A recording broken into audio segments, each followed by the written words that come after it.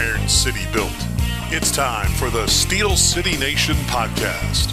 Here's your host, Mark Maradei. Steel City Nation, what's going on? Hey, I got some interesting news, and I'm with the Barbershop Crew here. This is going to be the final show as Steel City Nation. When I come back for the podcast, following this show, we are rebranding, and we'll talk about that at the end of the show. After this, we'll have a little segment after we're done with the Barbershop Crew to talk about that. But this is a really important podcast because today we're going to talk about pro football's burning questions. We're going to talk a little bit about March Madness. We're going to try and talk a little bit about the NHL's mid-season point and maybe a little bit of baseball if time allows us. So today I'm going to let my guests introduce themselves. Terri, Will, Kevin. Let's start with Terri. Go ahead. Little potpourri today. Terri, T. Sizzle Young. How's everybody doing? Excellent. Will? Will, it's my first time. I'm excited to do it. K. Watt? Hey, what's up? I'm K. Watt. Glad to be here. Let's get it started. Yeah, let's get after this. So something really interesting that Terri and I were talking about, T. Sizzle and I were kind of chatting about before we even got started today. There is a website, PFF, Pro Football Focus, that if you log on to their website, you can do your own mock draft. You can trade guys. You can make your pick. It goes through and it just bang, bang, bang, bang, bang. And for those of you, no matter what team you're a fan of, you can go ahead and go through. You can go through 3 rounds. You can do just the first round. You can do all 7 rounds. I don't think they have the supplemental picks in there. I didn't get that far with it, and I only did it once, but I'm planning on doing it a couple more times. I'm trying to wait until some free agency kind of settles itself a little bit. But it's kind of a fun thing to do. So it's pff.com, profootballfocus.com. If you get a chance, check it out. I highly recommend it. Like I said, one of the cool things is you could trade some people away. So, like, I know for a fact the Steelers right now trying to trade Steven Nelson. The Eagles trying to move on from Zach Ertz, and I don't know who else is out there on the trade market. But you could actually move them on to somebody and see what you can get and see how that draft plays out for you. So give it a shot. All right, let's start with football, okay? Some burning questions. Let's start with this, free agency. All right, so it's been marginally uneventful, in my opinion. I don't know about you guys, but to me, it's been uneventful. One of the things that kind of bugs me about it is they have this, what do they call it, tampering period?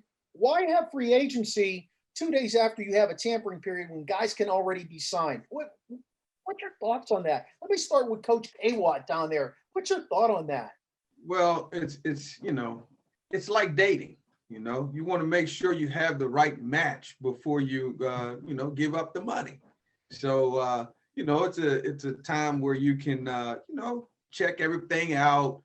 You make sure that that's where you want to be. It's almost like you give them a little bit of time, and then if you get to that point, you say, "Nah, we're not going out."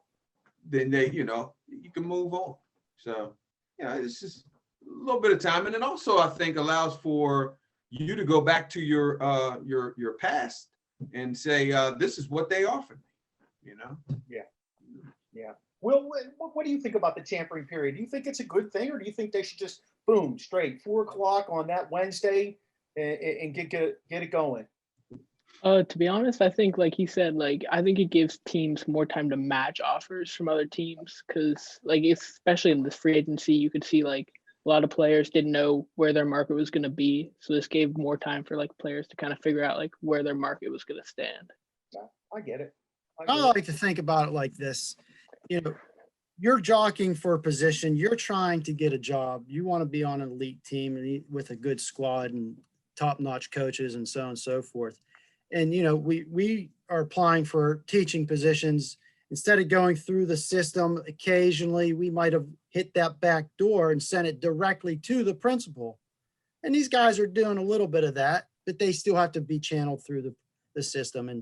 And I think they're trying to make those connections. And like K. Watt said, yeah, let's test the waters. Maybe not necessarily speed dating here because free agency has been a little stagnant and boring. I'd like to see some more movement and some maybe high end guys going to teams. We got the QB carousel going, and I'm not real excited about that right now. But yeah, they're trying to just make their name and get it out there and talk preliminarily and see who bites. But for me, I don't like it, and I don't mean to cut you off, but I don't like the fact that, okay, first thing right out of the gates, let's just take a guy like Bud Dupree. Okay, he was signed before he even blinked an eye. He got what, 5 years, $84 million. First of all, that dude ain't worth $84 million over 5 years. I don't care. You're a Steeler fan. I don't care. You're a Tennessee fan. I'll tell you flat out, he ain't worth that. And you're going to find out his value once TJ Watt's not on the other side. He's not playing in a 3-man down front. I mean, it just that's my opinion. But he was gone. He was gone at the blink of an eye. And there were other guys across the league who were gone at the blink of an eye during the tampering period. This isn't his rookie contract he's coming off, because I know he was franchise, but this is his second big contract though, right? What? It doesn't mean he has to have a big contract though. He's had one contract and then they signed him for one franchise year. So he's got 6 years in the books. Okay. The first 4 years he was. But my point being is, heck yeah, he's going to go after it. Tampering. He's especially off an injury. Yeah. I mean, is he going to be healed to walk on the field? We're not. I mean, you're talking ACL. You're talking a guy who predicates his game on speed, getting up the field. But my point is this: he was signed during the tampering period. I think if you're going to tamper, and this is just my opinion, and you could tell me I'm wrong. If you're going to tamper, you could kind of do like Watson and you guys said, where you give it a little taste. But I mean, he literally was signed that Monday. Hey, it's a done deal. I'm not going to talk to anybody else. I'm in. They're giving me 84 big ones for 5 years. Sold. And it was everywhere. And there were a number of guys. It made Wednesday, March 17th at 4:00 so uneventless. I mean, there was nothing. What were you looking for then when it came to free agency? I'm thinking to myself, well, who's got to go yet? Who's going to be exciting? Well, I read they can't officially be signed until that Wednesday, but they're making talks. That's correct. That's correct. But I think too, you're what big name is really out there? I mean, there isn't that flash person. There's nobody out at this point that has that big name. So I think that's kind of why it's been kind of Yeah. Well, who's the big guy in free agency you feel was signed so far? I think Carson Wentz, the Colts. I know he had a bad year, but I know if he could get it going again like he did before he kind of got injured and before they made their Super Bowl run, I think if he could get going with the Colts, they have a good team around them that if he could play decently, they could go far. That was a trade, though. How about the free agency? That was free agency. I said Bud Dupree. I think they were looking for an edge rusher, and they didn't find it in Clowney. And I think if he could play even like half what he did in Pittsburgh, I think they only had 19 sacks last year, and Pittsburgh had like 56. Like, that's a huge difference. If he could bring a little bit of that to Tennessee, their offense is dangerous, so they could have a defense. They'd be a good team. Okay, Watt, who'd you think? Biggest free agent? I'm gonna have to say the center that San Diego, Corey. Grab my name. I know who you're talking about. Yeah. Nope, I know who you're talking about. Yeah, and that's how big it is. I mean, I think San Diego. I call them San Diego. LA Chargers. My fault. Okay. They're San Diego to me. But they needed an O-lineman, and they got probably one of the best one that was out there. Yeah. And I think Green Bay is going to probably regret that piece, especially the way their offensive line looked in that championship game. Yeah. But they have a quarterback that is, in my opinion, is going to be probably very good. And you have to protect that kid, especially with the number of pressures and hits that he took last year. So that's the first place, you start, and they did it by taking probably the best lineman that was out there. Sizzle? Yeah, That's a good point. Think about, was it Godwin? He come back? Is he back at the Bucks? Yeah. Yeah, Re-sign, right? yeah. That was a re-sign. No, they tagged him. Didn't they tag him? Oh, Yeah. I was thinking him. If they end up getting rid of him, I don't know. It's not like really stands out. Like I said, like I mean, if you're going down to the center, which is usually it's probably it's super. You're right, but what are we looking at as fans? Not just Right. the average. We want to know where's QBs and wide receivers and running back, and none of that really stands out to me. So who do you think is? Well, you got Dak Prescott that signed a hell of a deal. Dak, He wasn't necessarily a free agent, but he signed a hell of a deal. A lot of these guys, I mean, if you look at the list, a lot of these guys were tagged with the potential. Chris Jones from Kansas City was tagged. I think Brady did a great thing, to be honest with you guys. I really admire what he did. His salary only counts $6 million against the cap again next year, which shows why he wins just about everywhere he goes. Let everybody else get paid, and I'll just cash in on all the endorsements and stuff like that, because we know he's getting a ton of endorsements. like all the buzz about Darnold, Watson, Wilson, and nothing's happening with them. Was there? I mean, I know it's going to be time, but it's been talking about Darnold being moved before the end of the season. Watson was talking about being moved before the end of the season. Now it's no wonder why he wants to be moved. I mean, yeah. Trent Williams signed a hell of a deal. Yes. Trent Williams signed a hell of a deal. Yeah. Isn't he the highest paid offensive lineman ever in the league now? I believe with the contract he just signed. I mean, they're just, to me. And I saw the Jets spent, I think, $75 million already in 8 free agency. Is that correct? Something insane because they had it. Did you know that's almost half the cap already? Did you know that Jacksonville has spent $1.2 billion in the last handful of years for free agency? It's something astronomical. It's outrageous how much they've spent over the last 15 or 20 years. All for what? To beat the Steelers in round one? I mean, to me, it's insane. Hey, so who's winning free agency? The Redskins shelled out a ton of cash. The Jets shelled out a ton of cash. Jacksonville has shelled out a ton of cash. Who's winning?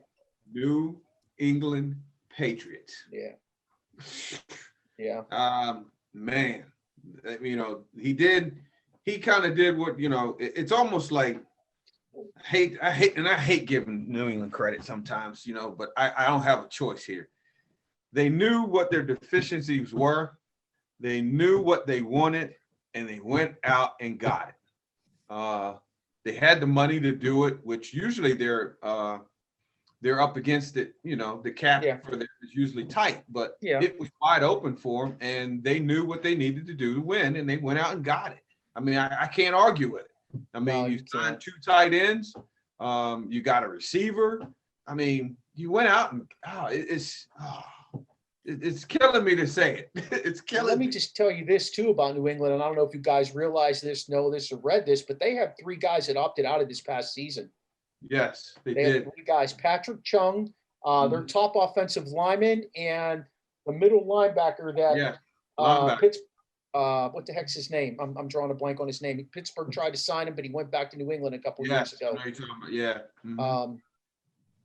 What the heck? I know you're talking about. Yeah. But anyway, they got those 3 guys coming back who opted out of the season.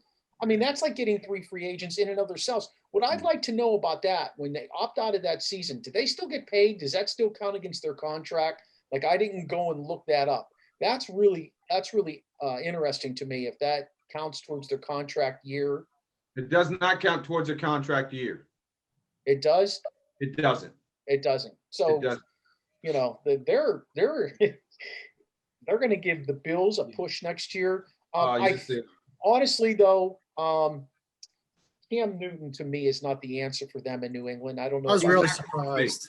He's not going to be. He's not going to be the answer. They set, I'm telling you, and I as I look at what they signed here, they've set this up for Jones, the kid in Alabama. Mac Jones? Yes, they set this up. I mean, it's a perfect setup.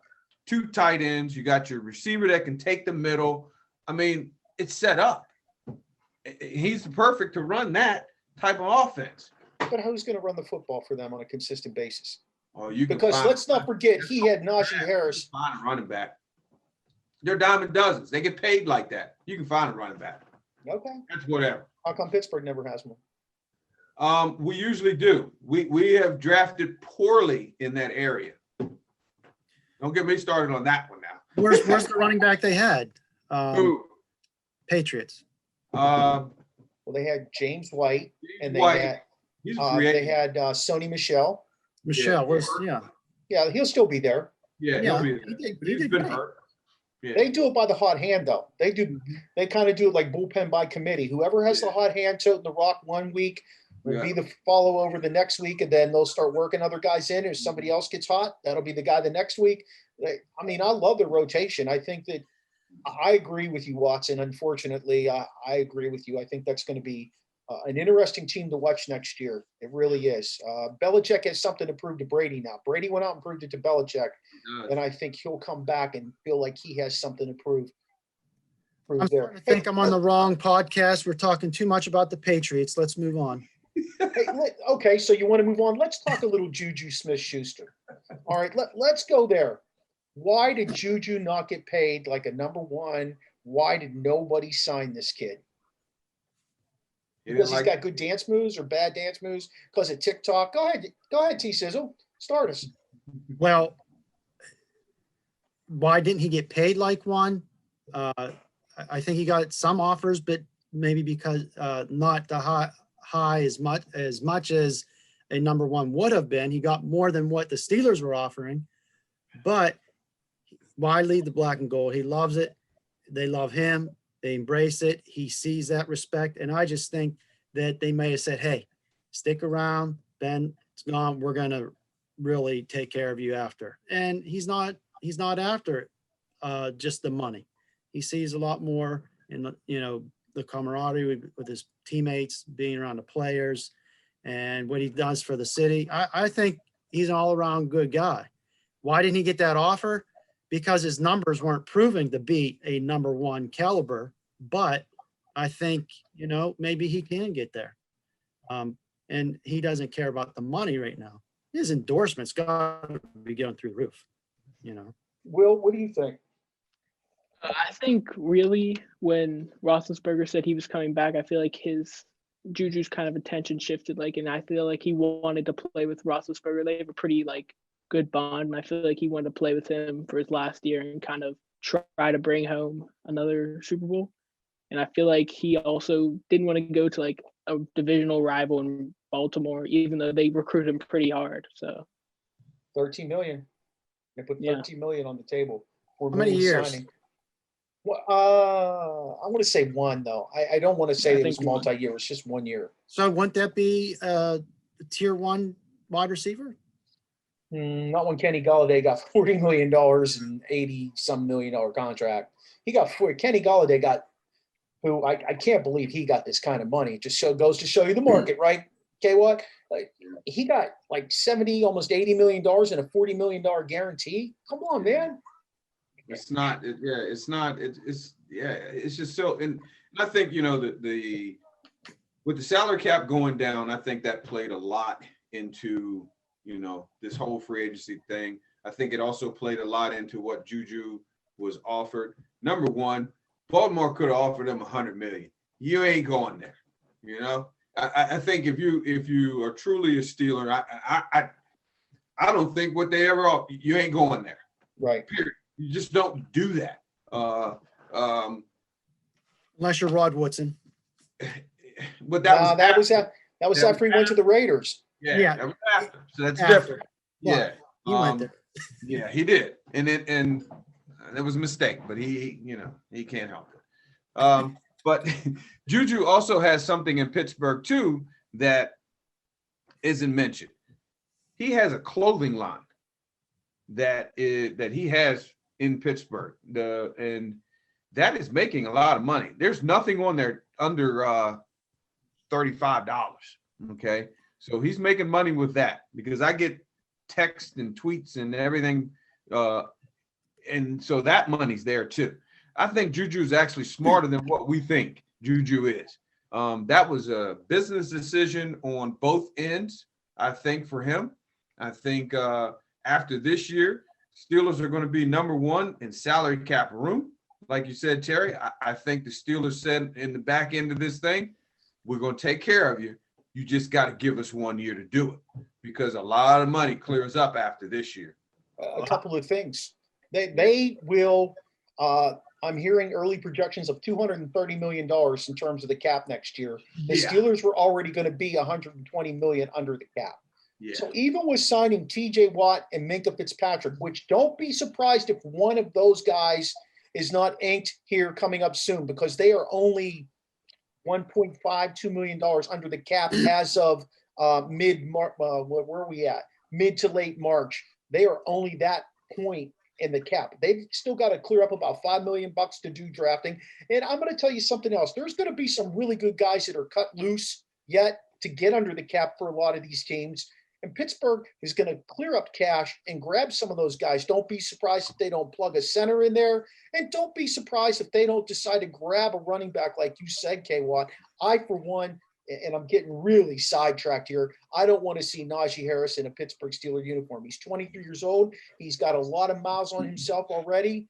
And I would much rather see a kid like Javonte Williams, who's only 20 years old and runs hard, plays hard. That 3 years makes a difference. So that being aside, with Juju, I agree with you guys. And I definitely think the Steelers said, hey, look, kid, here's what we can do for you. We need you to ink it at this much.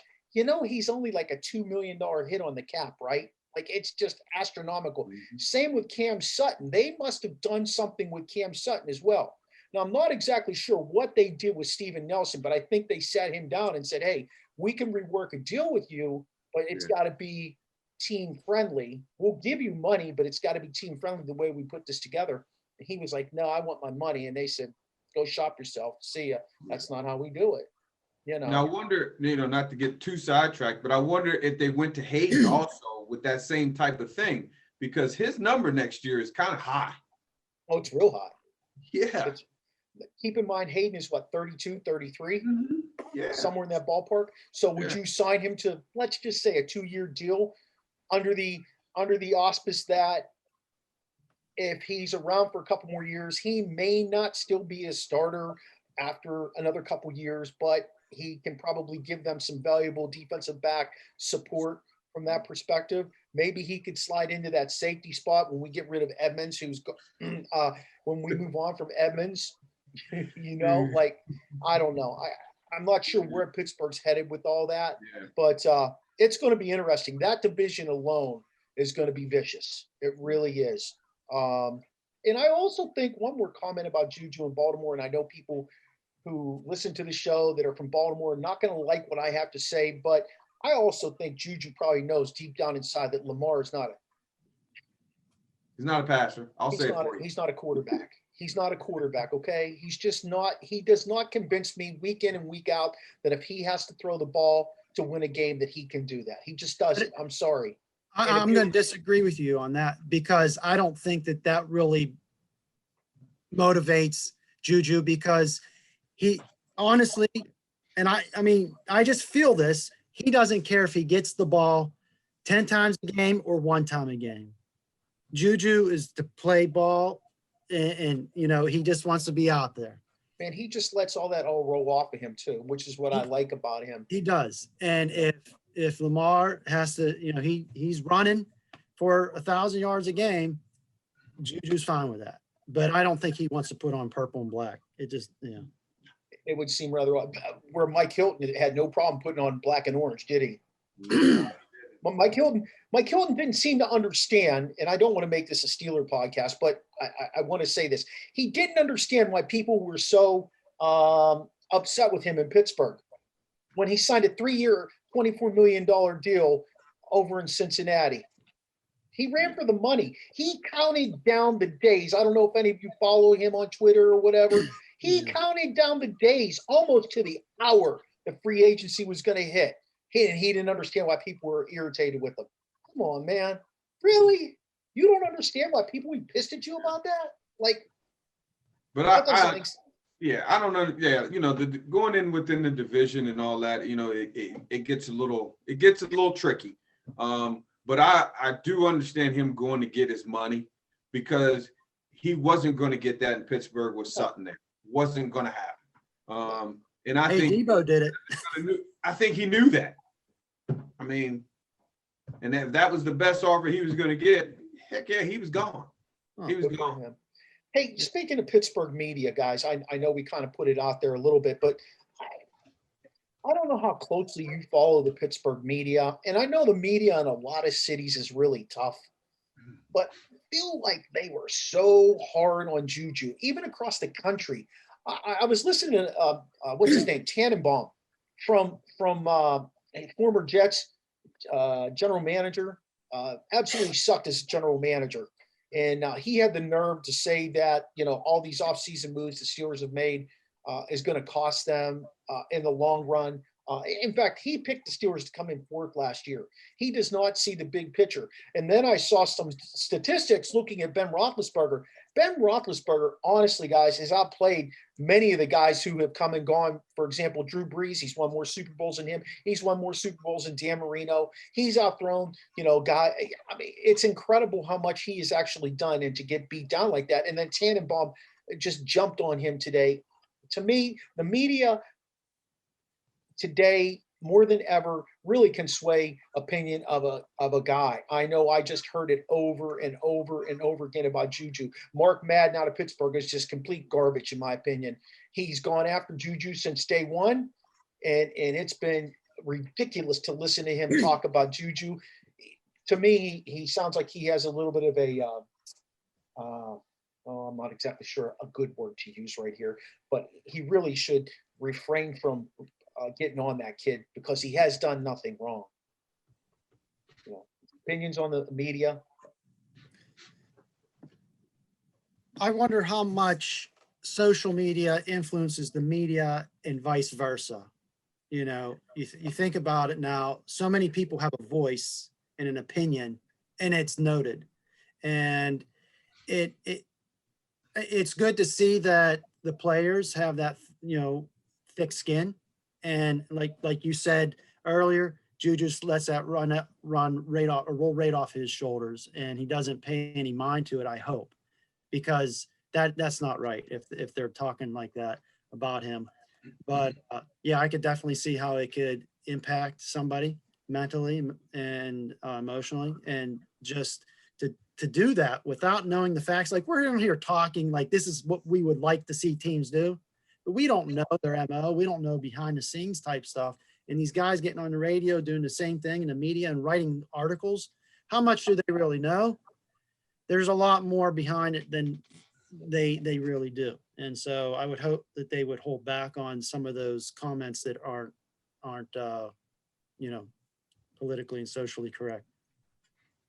A lot of insensitive bias there is what I really wanted to say about where they're headed with some of those guys. I mean, it's just my opinion, and I needed to put that out there. And I know people don't like that opinion sometimes, but we're entitled to our opinion too, as we sit here and talk about this stuff. And I just don't think it's fair to some of those guys like Juju. What's he do? He dances. Oh boy, that's just so bad. Okay. Let's move on to March Madness, man. Team or player that's impressed you so far in this tournament? I'm going to start with you, Will the Thrill. I mean, I don't know if you guys have been watching, but Max A. Smith and Oral Roberts have been kind of crazy. The last two games they've played have been kind of crazy. He scored 29 in the first game, and he couldn't miss from three. It was just it was crazy to watch. Them beat Ohio State, and then Florida yesterday. How about team-wise? Oral Roberts? Oral Roberts, yeah. Yeah. Shizzle? Well, hey, I have to first give it to my mom for putting in a bracket online. I think she had a little help. So that was the most impressive thing of the bracket season-tology for me. Holy smokes. You try explain that over the phone. But anyway, I would definitely have to go with Little Oral Roberts as well as Loyola Christian. Sister Jean has been saying her prayers for a year and they're back in it. And she's got both COVID shots, baby. Yes. Seeing her 101 years old up in the bleachers. Oh man, that's good. And I like Buddy Buckets Boeheim. He got a little stymied at the beginning of that game yesterday against WVU. Then he came out and just he gave it to them. And let's not forget, we need to check the birth certificate of Cameron Crutwig at Christian. He's a full-grown man. I think he's on his 8th year of eligibility. That guy's huge. He was unstoppable. I thought he's not going to do anything. He looks kind of soft and pudgy, but he gave it to him. He took it to him, and they're in the Sweet 16, right? So Watson, he reminds me of that kid who played down at Rockville High School in Maryland a few years back. He was 26 years old playing high school basketball, coming in as a junior, He's a force to reckon with. Yep. Yeah. Waddy, who's impressed you? Oh, well, I'm just Loyola Chicago. I mean, they did it again. They did it again. It's wild to watch the run that they get on. And then, I mean, it's just the momentum. And then, you got a sister sitting up there and the thing watching them. And it's just that little Lucky Charm sitting right there. And it's crazy. It's just crazy. But I tell you, the whole tournament, just overall, I mean, all the upsets that have taken place, I don't know do I even call them upsets? I don't even know. I mean, it's just wild. It's wild to see Syracuse doing it again. Boeheim. I mean, he does it year in and year out. Yeah. His regular season's not very good, but then come tournament time, here he goes. And the team he seems to have him playing at the right time. It's wild. I was talking to somebody today about that, and that 2-3 defense he runs, he's been running that for about 100, 150 years, because he's about 200 years old himself. How do they not know how does a guy not know how to beat that? Honestly, at this point, especially what's his name at West Virginia? I'm drawing a blank on the heck. How does Huggins not know how to beat that? You think he hasn't seen that before? He got his 900th win. Who was he playing? If he couldn't beat that zone, yeah. Where's the smart? Did you hear though? Boeheim was coaching, and Huggins was actually a player. Yeah, that's a long time, and he's not that young himself. But the thing with that zone is, if you're not hitting from outside, that's going to be a problem. And you got to drive, kick. Can't do it. And it's wild. But that middle was wide open too, and they weren't able to get it in the middle. Yeah. And Huggins to me looked like somebody who should be on The Voice representing the country music genre right there. He looks wild, man. He looks wild. He's fitting the part down there in West Virginia. Oh yeah. Probably playing the banjo now. Anyway, in your opinion, and I'll start this. In your opinion, what conference do you think is the biggest disappointment almost year in and year out? And I'm going to go with the Big Ten. I really am. I think the Big Ten is a joke in football. I think they're a joke in basketball for the most part. Not completely. There are some teams that I really like, but essentially, the Big Ten is really hyped. K-Watt? I was going to say this year, definitely the Big Ten. I know the ACC has not done very well either, but the Big Ten was supposed to do well. They were talking about putting 2, if not 3 teams in the Final Four. So that has to be, Iowa's gone, Illinois is gone, Ohio State gone. I mean, your top teams right there that had a chance, gone. So Maryland's still there. And they're all after the day, gone. I'm rolling with Maryland. I am. I've always been a Maryland basketball fan. I really have. Yeah. So Will, what conference do you think is grossly overrated? I was gonna go with the Big Ten too, having like two of their top 4 teams lose in the first round in Ohio State and Purdue, and then yesterday probably the top 2 teams in Illinois and Iowa losing in a second round is like nobody was really expecting it, but it's been a while since a Big Ten team. I think Michigan was the last Big Ten team to win the tournament. They're still hanging around, right? Michigan's still in this thing. So They played today. Juwan Howard, baby. Juwan Howard. Don't call a TO. Young, you going Big Ten too? Instead of saying my disappointments, I'm going to twist it and say my the one that isn't a disappointment. So we have the ACC, Big Ten, Big 12, Pac-12, SEC. Those 5 divisions, those 5 conferences have 34 total teams. That's half the bracket, right? The other 50% of the bracket, K. Watt said that they were upsets. They're only upsets because those 5 conferences hold the higher seeds. They hold the higher seeds because they're only playing those conferences. They won't go out and play teams like Oral Roberts. They won't go play Loyola Christian. They won't go play those teams. Why? They don't want to get upset in the regular season, and then they're screwed during this season or during the tournament, right?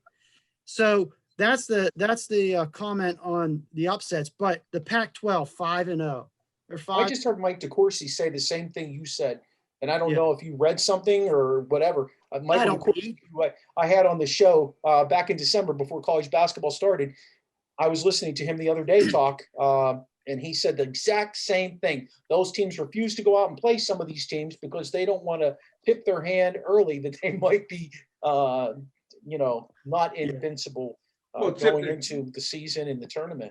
You say tip their hand early too, and I guarantee you, this is also a reason. You're not going to make money playing those guys. You make money playing the other big names. That's where that comes from. Unlike ESPN football, dictates a lot of a lot of that.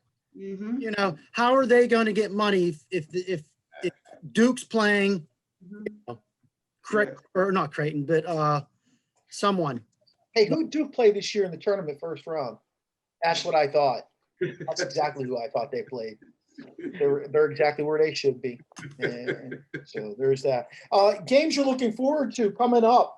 I'm looking forward to Maryland, Alabama. I really would like to see Maryland get past Alabama. I think if Maryland gets past Alabama, they got a good shot at beating the winner of the UCLA game. I really do. I mean, I'd love to see Maryland get to the Elite Eight. I think Maryland personally would have made a great run last year with that team they had if we'd have had a tournament. I'm also looking forward to watching Villanova and Baylor. I think Nova can knock off Baylor. Villanova is one of those squads, in my opinion, that prepares to play in the tournament, just like Syracuse. Think about this, okay, in terms of Syracuse. A lowly Pitt basketball team beat Syracuse twice during the season, right? And look where Syracuse is now. They move on to the Sweet 16. And where's Pitt? They didn't even get a dance invite. Okay? So that's pretty amazing to me. They prepare those teams to go forward into the tournament and make those runs. And that's why I'd love to see Nova knock Baylor out of it. I really would. Jay Wright, yeah. Although Baylor's tough, man. They're really tough. But KY, go ahead. I'll see that. I watch all the games, as far as looking forward to. I get it. Once everything, shakes out, they see what's left, after that, once they get to the round of 16, then things become a little tight. And then that's when the big teams tend to kind of rise to the top a little bit. That's where it's tough for the mid majors to I don't know, if it's that, the big field. I don't know stage. If it gets too big for them, I don't know, but I tend to wait for that, everything shake out, but I can't afford for Baylor to lose right yet. My picks are solid. I still got a lot of points left on the board, so I need for things to just kind of ride through right now. I will say this though, I think that field is a little more even this year because everything is in one spot. We're not playing and moving around the country and things like that. Everything's out there in Indianapolis. You're playing in the same gyms, playing the same. You got a lower level crowd. You can't really filter all those people in from all those other schools that are larger schools. I really think that playing field is a little bit more equal for an Oral Roberts, a Loyola Chicago against a Baylor team this year, or a Syracuse team. Mm-hmm. The next round, weren't they talking about one of the rounds they talk about increasing the crowd though? I don't know that. Okay. Thought I heard that somewhere. I'm not sure, but I thought they were going to increase the crowd. I could be wrong. What's your thoughts? I know. Yeah, I'm looking forward to it. It might be biased, but Ohio plays Creighton tonight, and I'm looking forward to that. Hopefully they can make it to Sweet 16. Exciting. Also, just like all like the double-digit teams like Syracuse and Oral Roberts, like just excited to see them play and hopefully make it to the Elite Eight. Yeah. Okay, Sizzle. Let's get some input. I'm gonna go. Yeah. Let's go with the East. Obviously, I'm going to take the Terps. I'd like to see them upset number 2 Alabama. I'm with you on the South with Villanova. Seeing them play, they've won twice in the past. How many years? 5, 6, couple championships in the past years. I can't remember, but yeah, I like that. I like how Jay Wright prepares them. I love Boeheim, and this is old Big East schools here. Yeah. That's how I feel about it. I love how he's able to get that defense just phenomenal. And I love defense. And anybody Gonzaga plays, it's like, are they going to even run with them? And the first game, I didn't even watch the first game. They beat them by 40 some points. I was like, yeah, I might have something else to do. That wasn't even fair. They're pretty good. I gotta be honest with you. How about UCLA too? I'll always have a soft spot in my heart for Raleigh Massimino, and I think that's why I like Villanova. Yeah. He looks like somebody dragged him out of the bar there in Philly. It's like, come on, you got a game. Let's go, Raleigh. What? Let me finish this. Yeah. That's just what he reminded me of. And I don't know. I like that guy. He just didn't look like a basketball coach to me or anybody that would get through to young men. But he was fantastic. And the program, just like you said, with Jay Wright, it just kind of has evolved itself and gone forward. It's been interesting. I want to get a little controversial here for you guys just for a second, and I want your input. I want your thoughts. I want to hear what you think specifically about this issue. When this tournament was getting ready to start, there was a lot of scuttlebutt about the ladies' basketball and the men's basketball. Their weight rooms weren't the same. And they were talking about this, and they felt like the men had an upper hand, an edge. Does that playing field right there really need to be addressed, especially at this time? Do you think that that's really something that they need to talk about getting into this tournament right now? K1, I see your head shaking. Yes, go ahead. Yes, they do. And shame on the NCAA for doing that. Shame on them. For them, it was the wrong time to do what they did, and they should have known better. And ever who was, putting that thing together down there, they know better. They knew exactly what they were doing. The guy that did it, that set that up, probably should be fired if he wasn't already. But you're not going to get away with that anymore. That's not going to happen. 5 years ago, you might have got away with that. Not today. Nah, not happening, man. You can't do that. You cannot do that. Everything has to be equal. It's got to be on that same playing field. Whether they use it or not, that's not his concern. It's got to be equal. Will, I see you shaking your head. Yeah. Yeah, like just looking at the pictures, it was like they literally gave the women just a yoga mat and like maybe like there was 10 weights there, and the men's was literally like you couldn't even see the whole thing. It was just huge, and it was like you could tell everything was like state of the art. It was just brand new. It's like they needed to like do better and like at least level it. Sizzle? Yeah, I was wondering, like, what were they preparing for? Toe touches, or like, seriously, that was not right. I don't care about the timing of it. Bring it out now. Yeah. Don't wait. Well, this is why you have everybody's attention. Because you're going to right get everyone's now. attention. Absolutely. This is a good time to address that kind of stuff. I know I was looking at some different things in regards to that, reading about it, and just looking what the top players in WNBA make. The average salary in the NBA is $8 million. The average salary has been the same for the last 4 or 5 years in the WNBA, $68,000. Yeah. Some of them are working 2 jobs. Well, yeah. I mean, that's I get the fact that they don't bring in as much money. They don't have as much advertising. I get it. But, doesn't the WNBA and the NBA have some sort of unification there? Isn't there? Don't they run under the same auspices of the way things are going? Am I missing something here? No, you're right. You're right. That's at the sports level, but in regards to Title IX, that was uncalled for. Yeah. So I don't know. I just think it needs to be addressed, and I agree. Go ahead. I'll bring it. Since you brought the WNBA and the NBA, I'll go this route with it. U.S. national women's team versus the U.S. national men's team, I can tell you right now that women's team brings in a lot more money than the men's team, but yet the salaries, men get more than the women. Yeah. Put that on the reverse side. That's not right. That's not right. That women's team is way better than that men's team.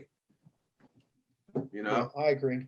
There needs to be that playing field needs to start evening itself out as we talk about social justice and equality amongst these things. Right now, the NHL, this is their equality month. If you watch an NHL game right now, that's all you see. Every third commercial is about equality in the game. And I'll tell you what, if you've never seen the women play hockey, K-Watt, because I know you're just not that big of a hockey guy, go ahead and watch that too, because they're just as good as those guys. It's just not as physical. It's a different style, but they're just as good as those guys. And let's move into hockey a little bit. Let's talk about the East.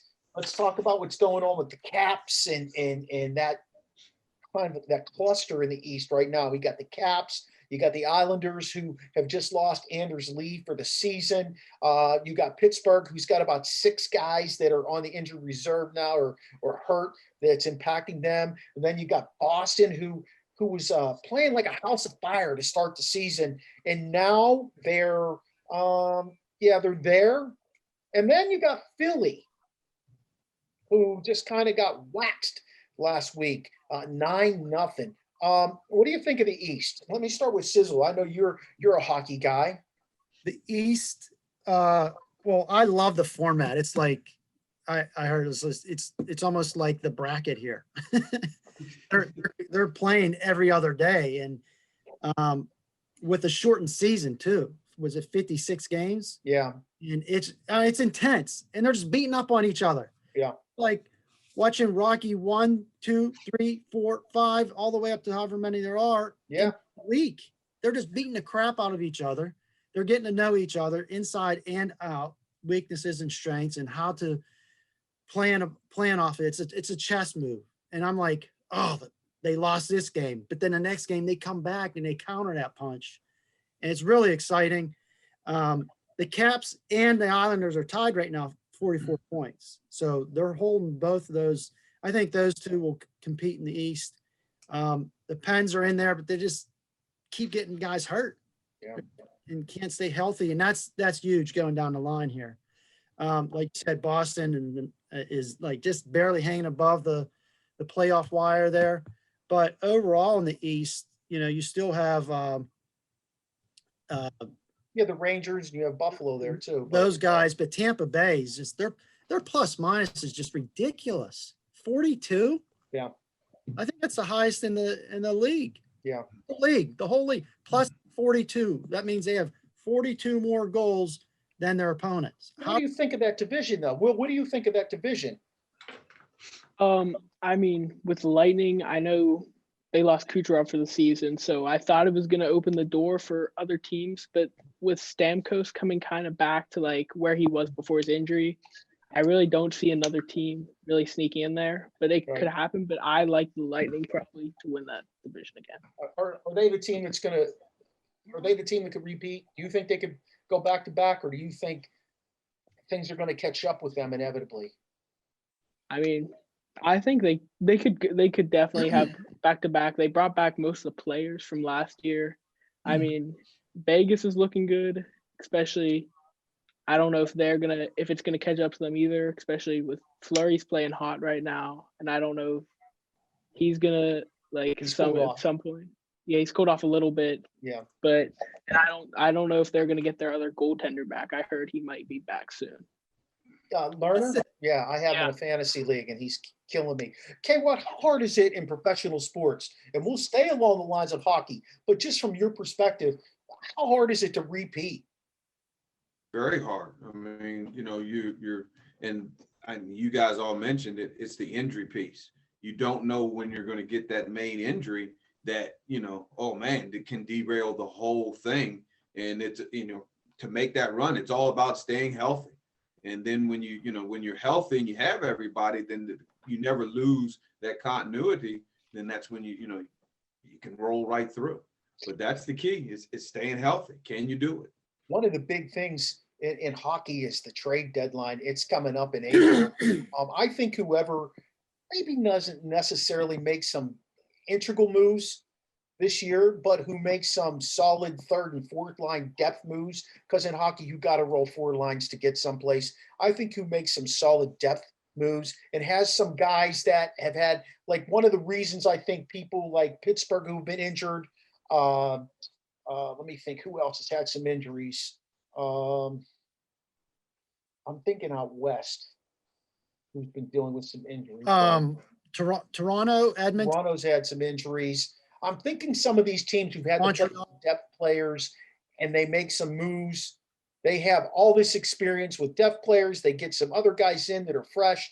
I think those are the teams that are going to rise to the top. I'm not hanging my hat on Tampa back-to-back years because I don't think Tampa is that team. I've watched them for years, and yes, I like Stamkos. He's a hell of a player, but he's going to get hurt. I'm telling you, he's going to get hurt. He does every year. Well, here's the other thing, the caveat about only playing in your division is I think you're only as good as your division too, because if they are beating up on just their divisional opponents and they're not seeing any outside teams, how do they know? How do you calibrate yourself, or how do you evaluate yourself to the rest of the league? And that's so hard to do right now. Well, what's going to be interesting for me is to see what happens with all the Canadian teams, because their goalies must be garbage up there. I was looking at the top 10 scorers in the league, and 5 of the top 10 scorers in the league are from Canadian teams. Out of all the teams in the league, 5 of the top 10 scorers. Okay, Connor McDavid, I get it. Leon Draisaitl, I get it. Austin Matthews, I get it. But the goalies up there, like, I don't know, maybe Holtby's doing decent, but they really don't have anybody who's putting up that challenge. I know Matt Murray got traded to Ottawa. He's in the bottom tier of the goalies in the league, not just because of the defense in Ottawa, but because he's doing the things he couldn't do when he was somewhere else. And it's going to be really interesting. I don't think Toronto has the goalies to get them to the Stanley Cup final. I don't think Edmonton has those goalies. I think out west, you're looking at Vegas. My favorite again this year, and we can revisit this on the next show in April, but my favorite again out west is the Avalanche. They're a young, fast team. They've got solid goaltending. They're doing the same things. And here's a wild card for you out west. The Wild, the Minnesota Wild. If you're paying attention to hockey or you're watching hockey highlights, they've been in there. And don't forget, their GM is Bill Guerin, who learned under Rutherford in Pittsburgh and did a great job of helping him put together that 16 and 17 team. And he played on that 09 team with Crosby for his first Stanley Cup. So good hockey discussion. It'll be interesting to see how hockey plays out the rest of the season. We're just at a midway point. I was looking at it, and just about every team has about 24 games or something like that left. So a lot can change. A lot can change with injury. A lot can change with free guys getting traded. it'll be something to keep an eye on going forward. Let's finish up the show with talking just a little bit of baseball because it's just around the corner, the start of the season, just a couple weeks away. Why should I be impressed with spring training? I've never been a big spring training guy, but man, I've seen a lot of good things happening this year in spring training. Hey, why should I be impressed with spring training?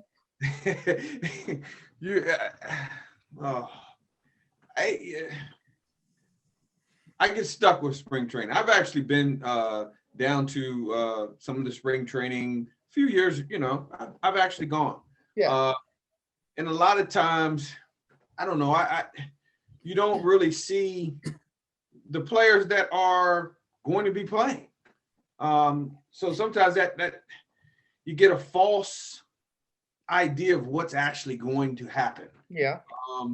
A lot of times, to me, it seems like they play a lot of games and the injury bug. Yankees, for example, they are always hurt. Why? Yeah. Their pitching, why? Their pitchers go down all the time. Why? Is it too much in spring training? I don't know, but I think they play a lot of games there. They play a lot of games during the season.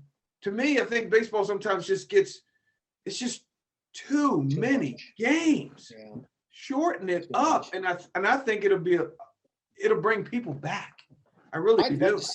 I'd love to see baseball end the end of August, have playoffs into September, maybe end it by early October. I'd love to see that happen. Just about the time the NHL and the NBA are ready to tip off their season, baseball should be over. There should not be a point, even though there is, that baseball, football, basketball, and hockey are all playing at the same time. But there is. I agree with you. Going to win that. Not at this point, I don't think.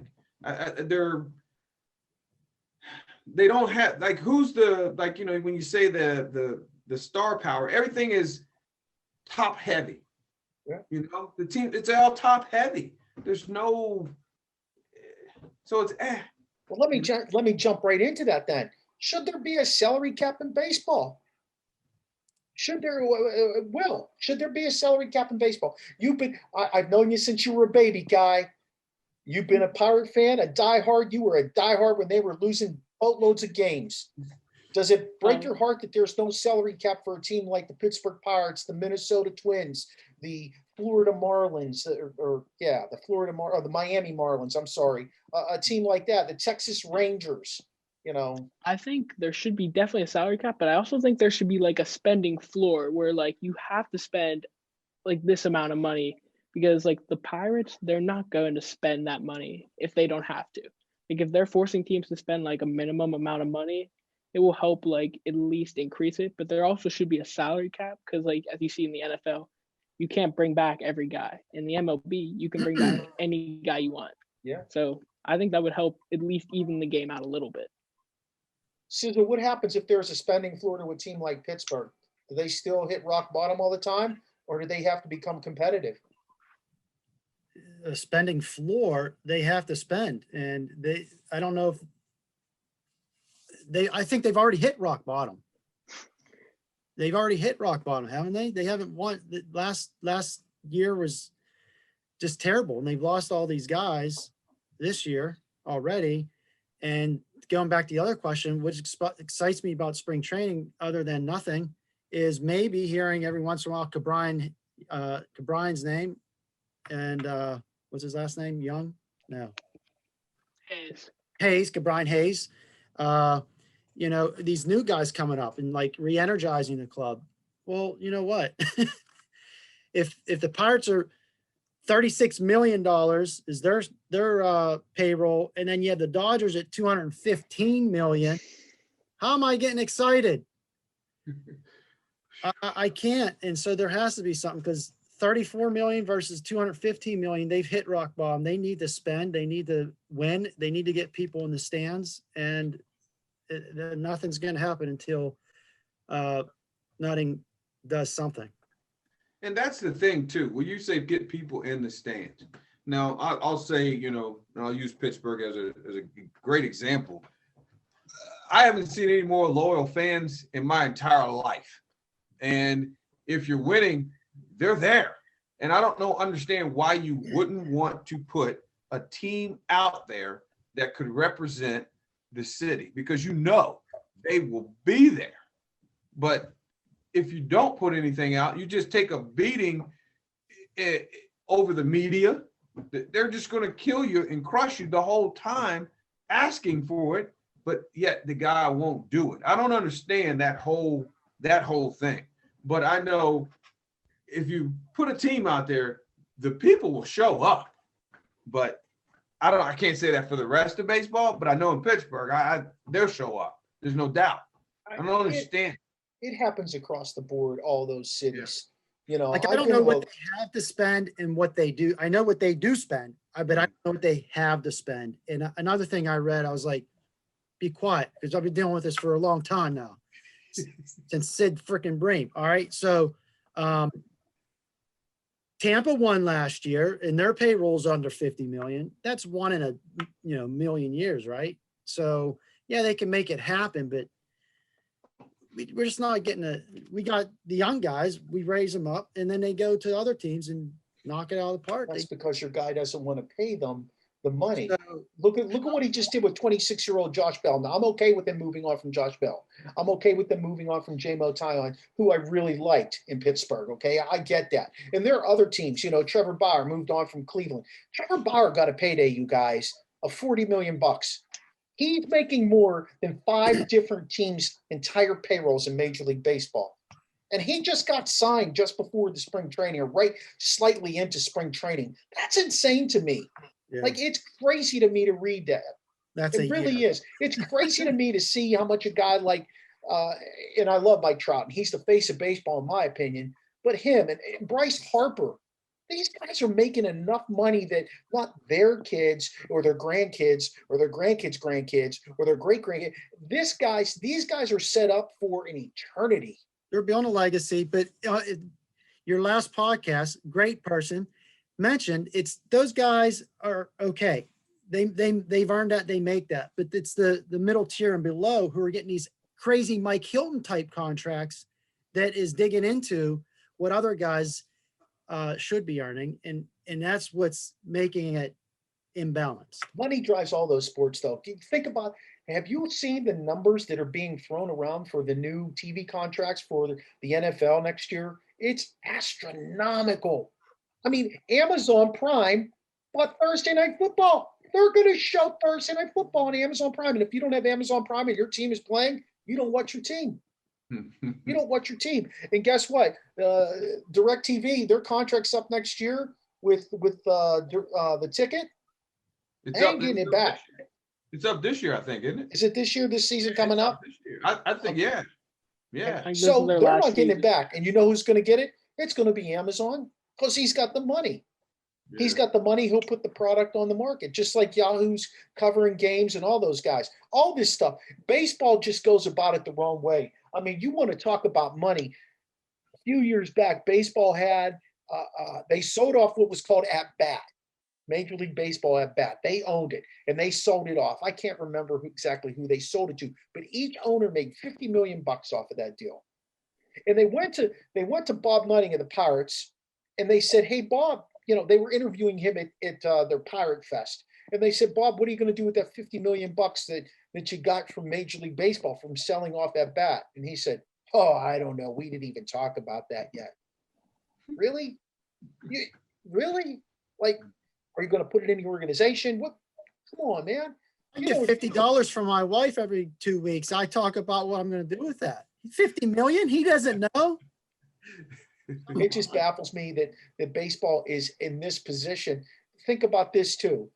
This game has gone to the way of, we really don't see that many kids playing baseball in the streets. We don't see the population of people that should be playing it. The African-American population is under 3% in baseball. It really is. It's insane to watch. I mean, I go to my son's Little League games. They're down to 4 teams at his Little League, but each team is only carrying 11 kids. And think about how big where we live is, and how many kids should actually be There should be 6 teams with 15 kids on each one, but it's not attractive. They don't make it attractive for the young kids to be involved in it. So they've got to do something. I remember Jackie Robinson's wife talking about that at an All-Star game one time, bringing up the diversity and the lack of participation, or low participation in the numbers and how they're dwindling. But it's a sport with a lot of patience, and it's a concern of mine because it was my favorite growing up. But You got to make it attractive for a kid to want to do it. It's just got to be attractive. It has to be an attractive sport. Yeah, and it's just not attractive right now. They don't even you see on TV, you see basketball, football, you see it all the time. Advertisements, this and that, players pushing players out there to represent the league. Baseball doesn't do that. No, they don't. There's no face of the game, Kevin. No, there's no face of the game. I say Mike Trout because he's the best player in the game. He's squeaky clean, so to speak. But he's on the West Coast. Yeah. There's no face of the game. There's no guy that, everybody wants to go see. Everybody wants to go see him play. No, it doesn't happen like that anymore. It just doesn't. Even with the Yankees, people used to want to go see the Yankees because they were the evil empire. Or go see the Red Sox because they hated the Red Sox. They were the anti-Yankee. Nobody cares about that anymore. No. They just don't. They just know the money gets thrown around, and if you don't have that money, you're going to lose. You're going to lose. And then to make matters worse, and we'll wrap up with this, to make matters worse, what do? They come in and they take 40 minor league teams and they cut them out. Yeah. That's it. We're gone. That's it. They should be doing that in the major leagues, taking some of those teams out, maybe. Shortening that up. Yeah. Easy now. That'd be the Pirates gone. Yeah, Pirates, Cleveland. Those teams that are spending under $40 million. Yeah. If you can't spend $75 million, that's your floor. If you can't spend that, you shouldn't have a major league team. It should be like they do over in Europe with soccer, and you got your different tiers. Honestly, that's a great point. I didn't think about that. You have to have a minimum. That's a good point. Will made. Somebody's often said to me, they said, in terms of those teams who don't want to spend that money, they go into it not looking at wins and losses. They go into it saying, we need to earn this much money. And if we're not earning this much money by this date, we need to move on from these players who are earning that money. And if we're not earning it by this date, we need to move on to these players. And they are looking at players that they're on the chopping block with. That way they're in the black with the amount of money they want to earn instead of worrying about putting a professional sports product on the field. And that's where it gets to the point that, yes, it is all business and it sucks. Well, wasn't there an article last year, real quick, I'm sorry to keep that going, that those stadiums are owned by those cities, and you have to put out a competitive product. And if they're not doing that, the city can do something. It's within their jurisdiction to do something. I don't know all the policies are behind that, but he's sure as heck not putting out a competitive product. Well, I can tell you one sad story. The last time I was at a Pirate game, I took my son, and it started out good, like a lot of Pirate games do. By the 7th inning, they were buried, so we left. And I got free tickets. I wasn't going to give Nutting my money. But as we left the stadium, it was early August, and it was a Thursday night, early August, in a major city with a bunch of different bars and things in the area. And as we left and we walked out, all the bars were closed. And the couple of bars that were open, there were just a few people in them. People aren't going to these bars because the product that they're going to see that would lead them to overflow into those bars. And I don't understand how those cities like Cleveland, like Pittsburgh, and the places that rely on that money after those games, I don't understand how there's not pressure from inside those cities, Guys, it's been awesome. Great show. A lot to talk about there. It'll be fun watching some basketball down the stretch. It'll be interesting seeing what goes on with free agency. It'll be fun to see what's going on in hockey. It really is a great time of year for sports, and it's getting beautiful outside. So I'm looking forward to getting outside, maybe getting to some live games. going forward. So thanks a lot. I will bring you guys all back real soon once we relaunch, I guess. We will be called the Original Sports Podcast with Mark Maradei. So experience the O will be our tagline, and I'm really looking forward to it. So thanks a lot. You guys take care. It was great catching up with you all. Go Bobcats. Go Bobcats. Yeah, buddy. Steel City Nation, this is the last time you're going to hear me say that.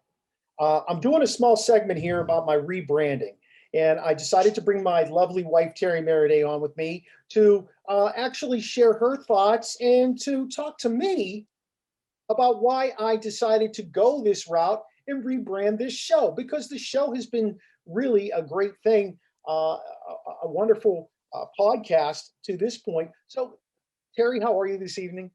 I'm great. How are you, honey? I'm doing good. I don't see you much during the day between everything else we have going on. But Now we can Zoom. You've been a huge advocate for me. You really encouraged me to do this. But why do you think I should rebrand? What's your opinion on it? Well, I am your number one fan. I know. I think that when you first started, if people listen to your very first show, you've been really wanting to do this podcast thing for a really long time. And then we had the pandemic. So you were working from home, which still involved a lot, but you had the time, we had the time as a family to support you doing this. So your very first show, it said you were going to do all this sports podcast was going to be about all things Pittsburgh, because you obviously are from Pittsburgh and we don't want to take that away from you.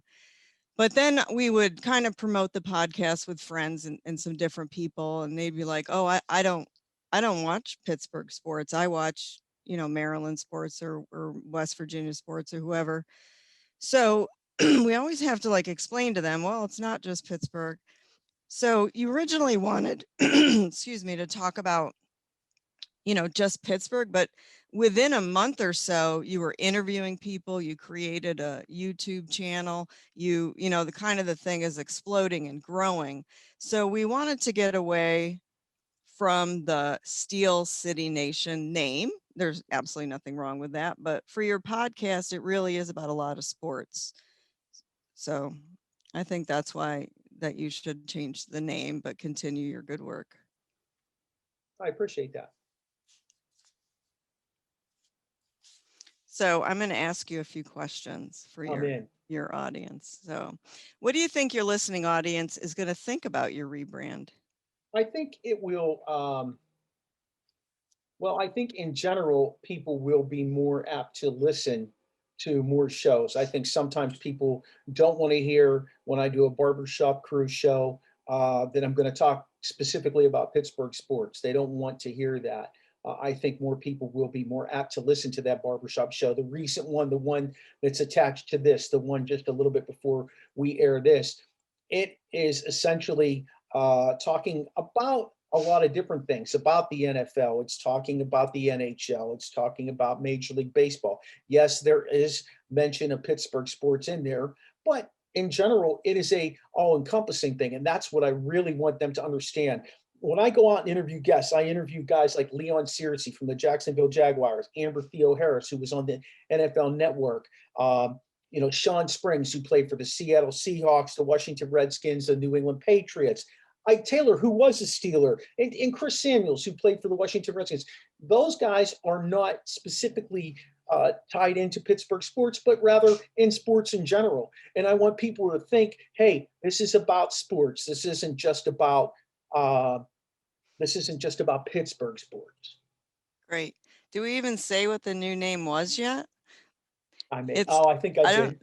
Do we? Okay. It's Original Sports Podcast is going to be the name, and it's really with Mark Maradei. And our new website is originalsportspodcast.com. And if you still go to the steelcitynation.com, of course, it will redirect you. How do you think your rebrand is going to make prospective listeners feel? Well, I think it's going to encourage them to go outside and encourage other people to listen to what I'm actually doing. I've reached out. I have guests coming up that I've already talked to, guys like Robbie Havenstein, who's an offensive lineman from the Rams. So that's a different market. I have a Sports Illustrated writer by the name of Kim Becker, who's going to be on the show.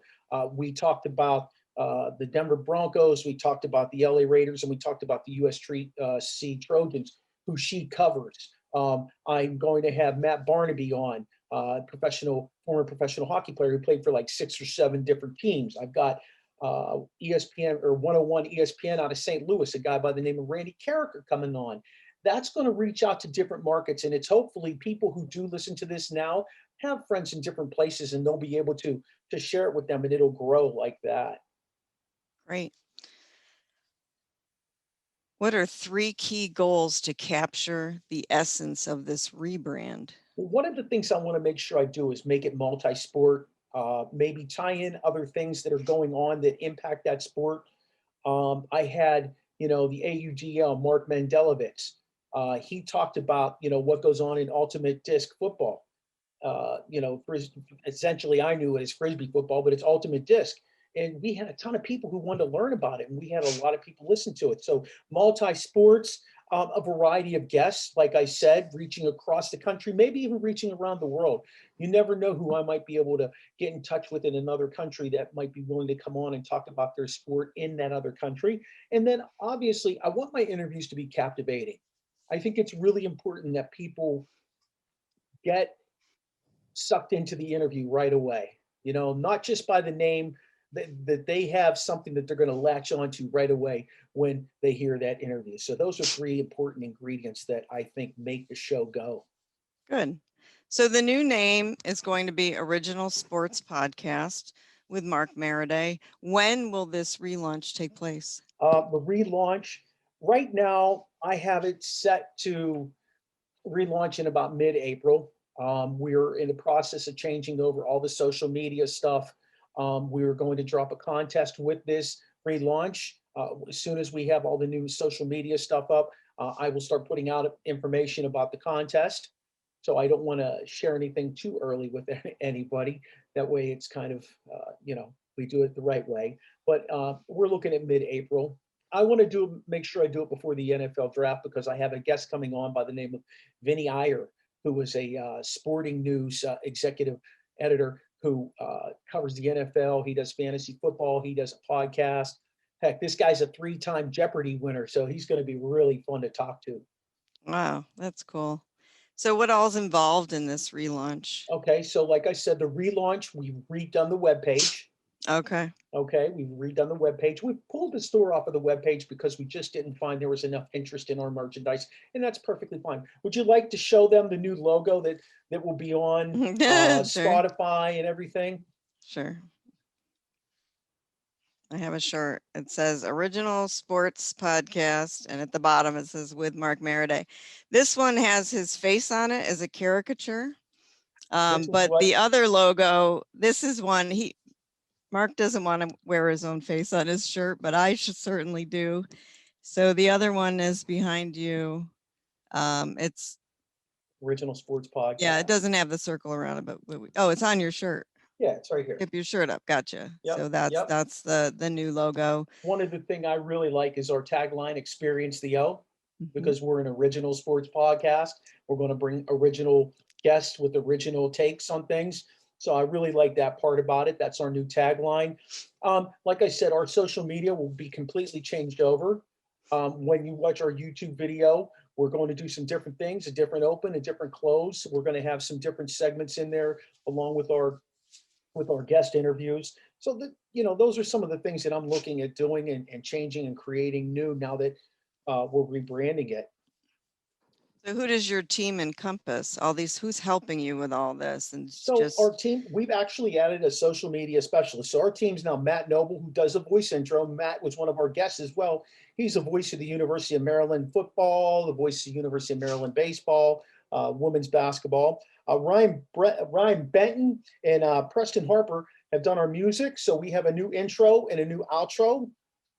It's got a nice little jazzy flavor to it with some rap lyrics in it. Obviously, you're going to be taking control of the web page.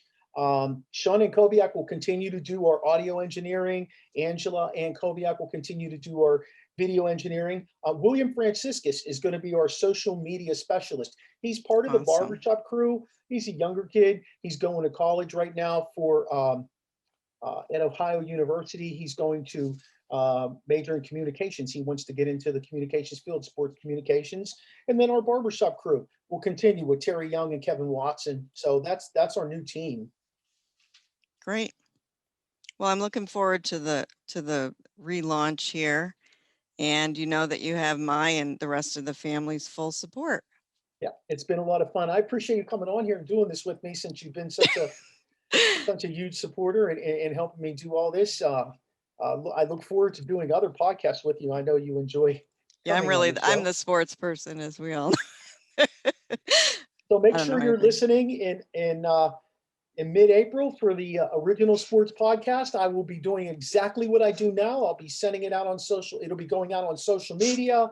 I texted out to some people that I know quite a bit, and we're looking to grow the show. What I'm asking you to do is to like the show, comment about the show, and please share the show so other people can enjoy what you're enjoying from the Original Sports Podcast with Mark Maradei.